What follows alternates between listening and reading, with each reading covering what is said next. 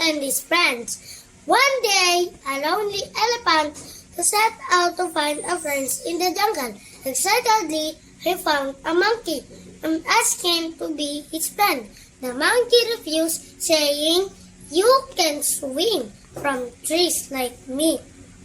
The elephant met a rabbit and asked him to be his friend. The rabbit refused as well, saying, "You too big to enter my burrow." The elephant ventured deeper into the jungle, where he met a fox. The fox refused the elephant's friendship, saying, "You too big." Disheartened, the elephant returned home.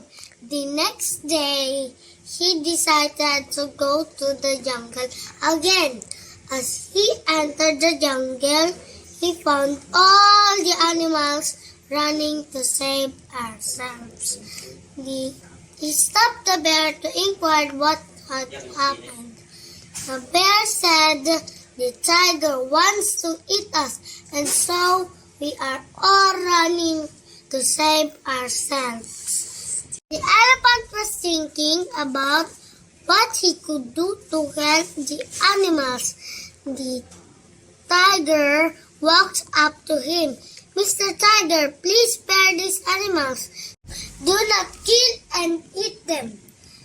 The elephant implored, "Run or I'll eat you as well," growled the tiger.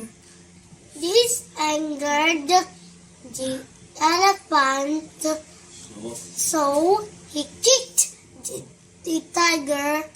The frightened tiger ran away.